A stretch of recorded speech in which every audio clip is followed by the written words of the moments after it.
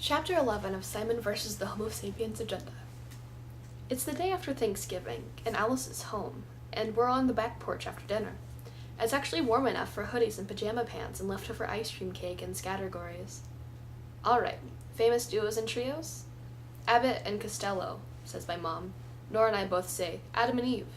It's a little surprising considering we're probably the only family in the South without a Bible. The Axis powers, says my dad, and you can tell he's so proud of that one. Alice and the Chipmunks, says Alice casually, and all of us just lose it. I don't know, the Chipmunks are kind of our thing. We had the voices perfected and the theme song choreographed, and we used to do those performances on the ledge in front of the fireplace. It seriously went on for years. Our lucky parents. Though they're the ones who named us Alice, Simon, and Eleanor, which means they were basically asking for it. Alice rubs Bieber's back with her feet, and her socks don't match, and it's almost impossible to believe this is the first time she's been home in 3 months. I don't think I realized until this moment how weird it's been without her. Nora must be thinking the same thing I am, because she says, I can't believe you have to go back in 2 days. Alice purses her lips for a minute, but doesn't speak. The air feels chilly, and I slide my hands into the sleeves of my hoodie, but then my phone buzzes. Text from Monkey's asshole. Hey, is there anything going on this weekend? A moment later. Like with Abby, I mean. It seems Martin doesn't give a shit about punctuation, which is totally not surprising. I write back. Sorry, family stuff. Sister's in town. His instantaneous reply. It's cool, Spirit. My brother's in town, too. He says hi. Winky face. And I don't even know if it's supposed to be a joke or threat or what, but I hate him. I seriously fucking hate him right now. Hey, Alice says, eventually tucking her legs up onto her chair. Our parents have gone to bed, and it's definitely getting colder out here. I don't know if anyone's still hungry, but I have like 3/4 of a box of Chips Ahoy still sitting in my carry-on bag. Just putting that out there. Thank God for Alice. Thank God for Chips Ahoy. I'm going to have an awesome night with my sisters, and I'm going to stuff my face with cookies, and I'm definitely going to forget about Monkey's asshole and his shady little winky emoticon. We relocate to the living room couch, and Bieber passes out cold with the whole front end of his body in Alice's lap. Sound familiar? Anyone want a Nick Eisner? Nora asks. Are you serious? Yes, go get the peanut butter, says Alice in her bossy voice. And Nick Eisner is a cookie with a random glop of peanut butter on top, because when we were 5, Nick thought that's what people meant by peanut butter cookies. Admittedly, they're delicious. But in my family, you never live something like that down. How was little Nick Eisner?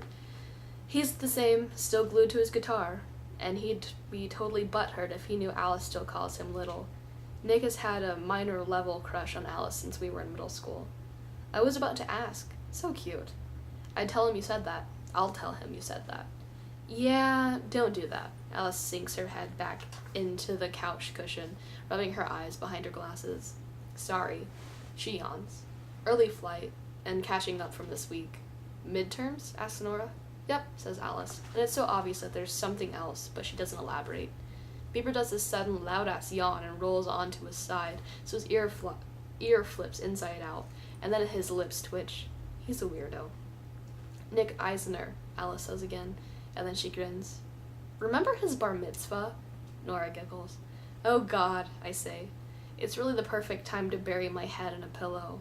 Boom, boom, boom. No, wait. It's the perfect time to smack Alice with a pillow. She blocks it with her feet. Really, Simon. We can clear a spot on the floor right now if you want, Alice says. Simon, Spear, dance break, says Nora. Yep, okay. Nick's mistake was inviting my whole family to his bar mitzvah. Mine was attempting to pop and lock to boom boom pow in front of them. There's no such thing as a good idea when you're in 7th grade. Don't you wish you could go back in time and just shut it down? Like, hey, middle school Alice, stop it. Stop everything you're doing. OMG, Nora shakes her head. I can't even think about middle school. Seriously? I mean, Alice is the one who spent a month wearing elbow-length silk gloves, and I'm pretty sure it was me who ate 5 cookie cones at Ren Fair in 6th grade and then vomited into a wax mold of my own hand. Worth it. But Nora? I don't even know what she has to be embarrassed about. It doesn't seem like this would be genetically or developmentally possible, but she was kind of cool in middle school. Under the radar cool. The kind of cool that comes from teaching yourself guitar and wearing normal clothes and not running a Tumblr called Passion Pit Obsession. I guess even Nora is haunted by the ghosts of middle school. Yeah, I wish someone would have told middle school Simon to please try to be awesome. Just try. You're always awesome, bub, says Alice, stretching over Bieber to tug the end of my foot. I'm Bub, and Nora is Boop, but only to Alice. And your dance moves are super awesome, she adds. Shut up, I say. Everything is a little more perfect when she's here. And then Alice leaves and school starts again, and it's all suckery. When I get to English class, Mr. Wise gives us a villainous smile that can only mean he's finished grading our short essay quizzes on Thoreau. And I'm right. He starts handing them back to people, and I can see most of them are racked with red ink. Leah barely glances at hers before folding and tearing off the bottom and creasing it into an origami crane. She looks extra pissed today. I'm 100% certain it's because Abby came in late and squeezed in between her and Nick on the couch. Mr. Wise flips through the stack and licks his fingers before touching my paper. I'm sorry, but some teachers are seriously gross. He probably rubs those fingers all over his eyeballs, too. I can just picture it. When I see the perfect score circled at the top of my paper, I'm a little bit amazed. It's not that I'm bad at English. I actually did like Walden, but I think I got about 2 hours of sleep, max, the night before that quiz. There's just no freaking way. Oh wait, I'm right. There is no freaking way, because this isn't my freaking test. Way to remember my name, Mr. Wise. Hey, I say. I lean across the aisle to tap Bram on the shoulder. He turns sideways in his chair to face me. Looks like this is yours. Oh, thanks, he says, reaching out to take it. He has long, kind of knobbly fingers. Cute hands. He looks down at the paper, glances back up at me, and blushes slightly. I can tell he feels weird about me seeing his grade. No problem. I mean, I'd keep the grade if I could. He smiles a little bit and looks back down at his desk. You never really know what he's thinking, but I have this theory that Bram's probably really funny inside his own head. I don't even know why I think that. But seriously, whatever inside jokes he has with himself, I'd like to think I think I'd like to be in on them. When I walk into rehearsal that afternoon, Abby is sitting in the front row of the auditorium with her eyes closed and lips moving. Her script is open on her lap, and she's got one hand covering some of the lines. Hey, I say. Her eyes snap open. How long have you been standing there? Just a second. Are you working on your lines? Yep. She turns the script upside down, using her leg to hold her place. There's something odd about her clipped tone. You okay? Yeah, fine, she nods. A little stressed, she adds finally. Did you know we have to be off book by the end of break? By the end of Christmas break, I say. Or by the end of Christmas break, I say. I know. That's a little over a month away, you'll be fine. Easy for you to say, she says. You don't have any lines. And then she looks at me with raised eyebrows and a perfectly round mouth, and I can't help but laugh. That was so bitchy of me, I can't believe I said that. It was super bitchy, I say. You're like a stealth bitch. What did you call her? Asked Martin. I swear to God, that kid pops up out of nowhere and burrows into every conversation. It's okay, Marty. We're just messing around, says Abby. Yeah, well, he called you a bitch. I really don't think that's okay. Oh my God, he's seriously going to bust in here, totally miss the joke, and then turn around and lecture me about my fucking language. That's great, Martin. Just knock me down so you can look good in front of Abby. And I mean, the whole idea of Martin Addison taking the moral high ground when he's in the middle of blackmailing me, that's just so fucking awesome. Martin, really. We were kidding. I called myself a bitch. She laughs, but it comes out strained. I stare down at my shoes.